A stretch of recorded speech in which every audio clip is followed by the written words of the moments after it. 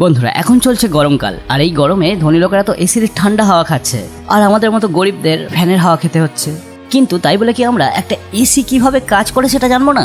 হ্যাঁ বন্ধুরা, একটা এসি ঠিক কিভাবে কাজ করে, কিভাবে এই এসি এই প্রচণ্ড গরমেও একদম ঠান্ডা ঠান্ডা কুল কুল বাতাস দিতে সক্ষম হয়, সেই ব্যাপারে একদম খুব সহজভাবে জানার চেষ্টা করব। তাই বন্ধুরা ভিডিওটি না কেটে সম্পূর্ণ অবশ্যই দেখুন।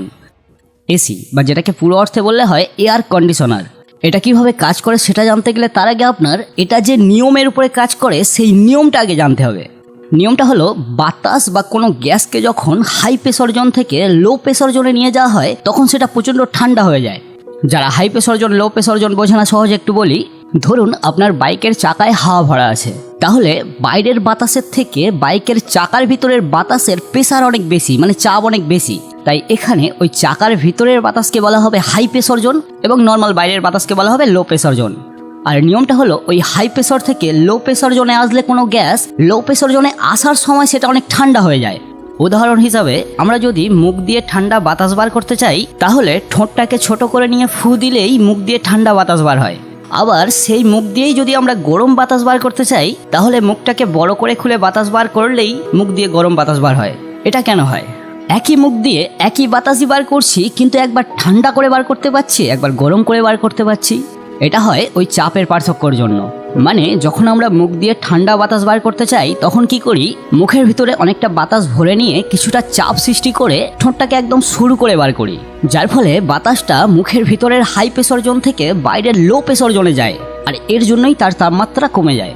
আর যখন মুখ দিয়ে গরম বাতাস বার করতে চাই তখন মুখের ভিতরে কোনো চাপ সৃষ্টি না করেই মুখ দিয়ে নর্মালভাবে বাতাস বার করলেই মুখ দিয়ে গরম বাতাস বার হয়। কারণ আমাদের শরীরের ভিতরে তো গরম, তাই নর্মালভাবে বাতাস বার করলেই মুখ দিয়ে গরম বাতাস বার হয়।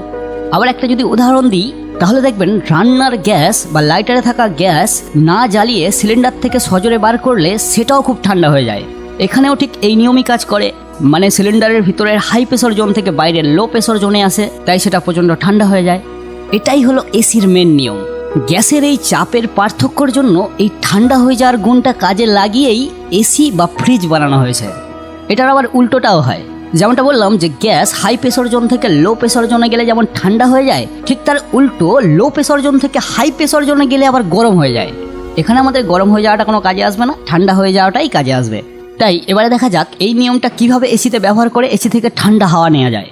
এসির প্রধান জিনিস হলো একটা লম্বা সরু কপারের পাইপ, এবং এই পাইপের প্রধান 4টে অংশ থাকে। প্রথম হলো কম্প্রেসর। এই কম্প্রেসর থেকে পাইপটা বেরিয়ে কিছুটা দূর গিয়ে ওই পাইপেরই একটা কুণ্ডলি পাকানো অংশ থাকে, এবং তার পিছনে একটা বড় পাখা লাগানো থাকে, আর এই কুণ্ডলি পাকানো অংশটাকে বলা হয় কন্ডেন্সার। তারপরে সেই কুণ্ডলি পাকাতে পাকাতে সেখান থেকে আবার পাইপটা বেরিয়ে গিয়ে যে অংশে যায় এই অংশটাকে বলা হয় এক্সপেনশন ভ্যালভ। তারপরে পাইপটা ওই এক্সপেনশন ভ্যালভ থেকে বেরিয়ে গিয়ে আবার কিছুটা দূর গিয়ে আবার সেই পাইপের কিছুটা কুণ্ডলি পাকানো অংশ থাকে, এবং তার পিছনেও একটা ছোট পাখা লাগানো থাকে, আর এই কুণ্ডলি পাকানো অংশটাকে বলা হয় ইভেপোরেটর। তারপরে সেই কুণ্ডলি পাকাতে পাকাতে সেখান থেকে আবার পাইপটা বেরিয়ে গিয়ে আবার কম্প্রেসরে ফিরে যায়। আর এই পাইপের ভিতরে এক ধরনের গ্যাস দেওয়া থাকে যেটাকে রেফ্রিজারেন্ট বলা হয়। আপনি এই রেফ্রিজারেন্টকে গ্যাসও বলতে পারেন, আবার তরলও বলতে পারেন, কারণ আমরা সবাই জানি যে কোনো তরল পদার্থকে তাপ দিয়ে গরম করলে সেটা বাষ্পে পরিণত হয়, আর সেই বাষ্পটাকে গ্যাস বলা যায়। আবার সেই বাষ্প থেকে তাপ শোষণ করে নিলে আবার সেটা তরলে পরিণত হয়।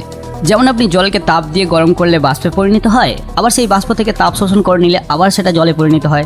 এই রেফ্রিজারেন্টটাও সেই রকম, কিন্তু এই রেফ্রিজারেন্টের বয়লিং টেম্পারেচার জলের থেকে অনেক কম হয়, মানে এটা জলের থেকে অনেক কম তাপমাত্রায় ও বাষ্প হতে পারে। এই ভিডিওটি দেখুন, এর ভিতরে রেফ্রিজারেন্ট রয়েছে, আর এটা সামান্য হাতের তাপমাত্রায়ও টকবক করে ফোটা শুরু করেছে। আর এসিতে ব্যবহার করার জন্য ঠিক এটাই লাগবে, মানে এসিতে ব্যবহার করার জন্য এমন লিকুইড দরকার যেটা অনেক কম তাপমাত্রায় বাষ্প হতে পারে।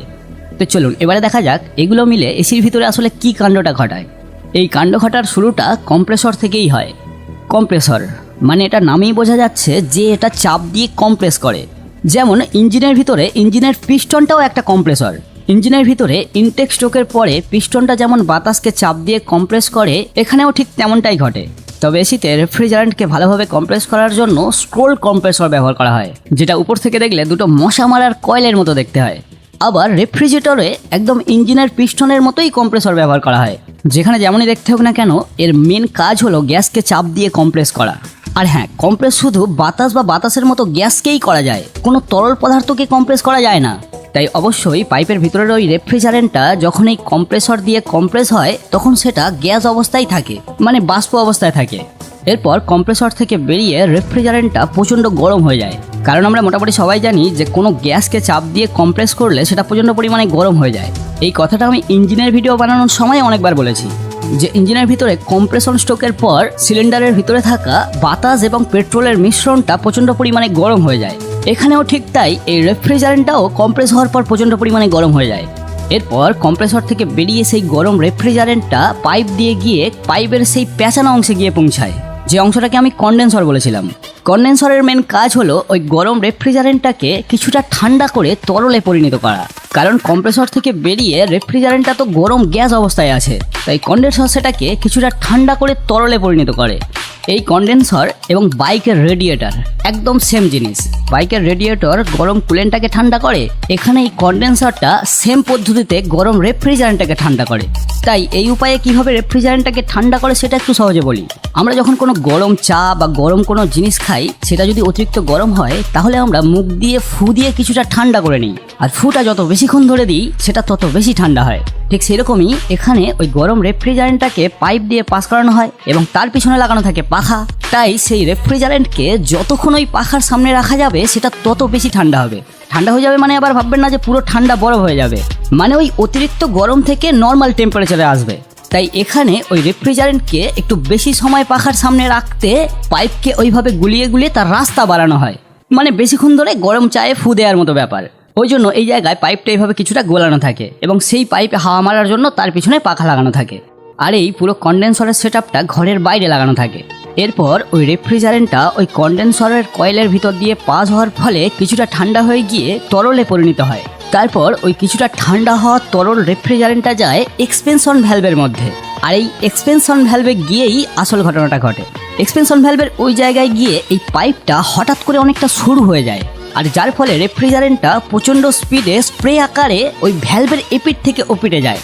আর এই পাইপের সরু অংশ দিয়ে রেফ্রিজারেন্টটা প্রচণ্ড স্পিডে এপিট থেকে ওপিটে যাওয়ার ফলেই রেফ্রিজারেন্টটা প্রচণ্ড পরিমাণে ঠান্ডা হয়ে যায়।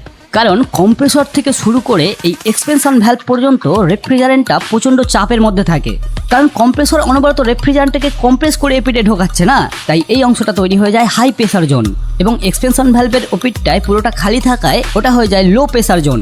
আর এর নিয়মটা আমি আগেই বলে দিয়েছি যে হাই প্রেসার জোন থেকে লো প্রেসার জোনে গেলে কোনো গ্যাস সেটা প্রচণ্ড পরিমাণে ঠান্ডা হয়ে যায়। এরপর এই ঠান্ডা রেফ্রিজারেন্টটা চলে যায় পাইপের আরও একটা পেঁচানো অংশে, যেটাকে বলেছিলাম ইভেপোরেটর। আর এই ইভেপোরেটরটাই ঘরের মধ্যে লাগানো থাকে। ইভেপোরেটরেও কন্ডেন্সারের মতো পাইপ কিছুটা পেঁচানো থাকে এবং এর পিছনেও লাগানো থাকে একটা ফ্যান। তবে এই ফ্যানটা কন্ডেন্সারের মতো রেফ্রিজারেন্টকে ঠান্ডা করার জন্য লাগানো থাকে না, রেফ্রিজারেন্টের ঠান্ডাটা ঘরের মধ্যে ছড়িয়ে দেওয়ার জন্যই লাগানো থাকে। কারণ এক্সপেনশন ভ্যালভ পার করলেই তো রেফ্রিজারেন্টটা প্রচণ্ড পরিমাণে ঠান্ডা হয়ে যাচ্ছে, সেই ঠান্ডাটা এই ফ্যানটা ঘরের মধ্যে ছড়িয়ে দেয়। আর সেই ঠান্ডার মজাটাই আমরা ঘরে বসে বসে নিই। যদিও আমার এসি নেই, আমি নিই না, মানে যারা নেয় তারা নেয় আর কি। এরপর কি হয়, ওই রেফ্রিজারেন্টটা ওই ইভেপোরেটরের পাইপের ভিতর দিয়ে পাস হতে হতে ঘরের গরমে আবার বাষ্প হয়ে যায়, কারণ তার ঠান্ডাটা ঘরে ছড়িয়ে যায় এবং ঘরের গরমটা নিয়ে সে আবার বাষ্প হয়ে যায়। তারপর সে আবার কম্প্রেসরে ঢুকে যায়। আর এই কম্প্রেসরে ঢোকার আগে রেফ্রিজারেন্টটা পুরোটা বাষ্প হতেই হবে, নাহলে কম্প্রেসর ব্লাস্ট করে যাবে। কারণ আমি আগেই বলেছি যে গ্যাসকে কম্প্রেস করা যায় কিন্তু কোনো তরল পদার্থকে কম্প্রেস করা যায় না। তাই এখানে অনেকে ভাববে যে ওই ঘরের মধ্যে থাকা ইভেপোরেটরের মধ্যে সাধারণ ওই ঘরের গরমে রেফ্রিজারেন্ট আবার বাষ্প হয় কিভাবে। এর একটা কারণ আমি আগেই বলে দিয়েছি যে এই রেফ্রিজারেন্ট গ্যাসটা অনেক কম তাপমাত্রায় বাষ্প হতে পারে। এর আরও একটা কারণ হলো রেফ্রিজারেন্টটা যখন এক্সপেনশন ভ্যালভ পার করে তখন সেটা তরল অবস্থায় ঢোকে, কিন্তু সেটা স্প্রে আকারে ঢোকে, মানে জল যেরকম স্প্রে করলে বিন্দু বিন্দু আকারে ভেঙে যায়, ঠিক সেরকমই এই রেফ্রিজারেন্টটা ওই এক্সপেনশন ভ্যালভ পার করলে একদম স্প্রে আকারে বিন্দু বিন্দু হয়ে যায়। তাই এই দুটো কারণের জন্য ঘরের ওই সামান্য তাপমাত্রায়ও এই রেফ্রিজারেন্টটা আবার বাষ্প হয়ে যায়। তারপরে সেই রেফ্রিজারেন্টের বাষ্প আবার কম্প্রেসরের এপার দিয়ে ঢোকে এবং কম্প্রেসরে গিয়ে কম্প্রেস হয়ে আবার ওপার দিয়ে বার হয়, তারপরে আবার সেই যা যা হতো তাই তাই হয়।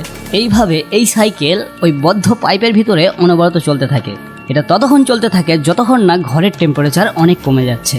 মানে সোজাসুজি বললে ওই রেফ্রিজারেন্ট গ্যাসটা একটা বদ্ধ পাইপের ভিতর দিয়ে ঘুরপাক খায় এবং কম্প্রেসর এক্সপেনশন ভ্যালভ মিলে সেই রেফ্রিজারেন্টটাকে নিয়ে খেলা করেই এসি কাজ করে। মানে হাই প্রেসার জোন থেকে লো pressure zone, low pressure zone থেকে হাই প্রেসার জোন, বাষ্প থেকে তরল, তরল থেকে বাষ্প, এইভাবে করেই এসি কাজ করে। অনেকে বলে যে কিছুদিন পর পর এই এসির ভিতরে রেফ্রিজারেন্ট গ্যাস শেষ হয়ে যায়। এটা সম্পূর্ণ ভুল কথা, কারণ এটা বদ্ধ পাইপের ভিতরেই ঘোরাফেরা করে। এই রেফ্রিজারেন্টের সাথে বাইরের কোনো কন্ট্যাক্ট থাকে না, তাই তার শেষ হওয়ার কোনো ব্যাপার নেই। হ্যাঁ, শেষ তখনই হতে পারে যদি ওই পাইপের মধ্যে কোনো সময় কোনো লিকেজ হয়। তো বন্ধুরা, এই হলো এসির মেন কাজ। এর বাইরেও এসির কিছু সেন্সর টেন্সর থাকে যেগুলো ওই কম্প্রেসরের গতি, তারপরে ঠান্ডা মেজারমেন্ট ইত্যাদি করে, কিন্তু সেগুলো নিয়ে সম্পূর্ণ বলতে গেলে ভিডিও অনেক লম্বা হয়ে যাবে, তাই আমি এসির মেন কাজটাই বোঝালাম। তো বন্ধুরা, আশা করছি ব্যাপারটা আপনি বুঝতে পেরেছেন। এই বিষয়ে আপনার মতামত অবশ্যই কমেন্ট করে জানান। দেখা হচ্ছে পরের ভিডিওতে।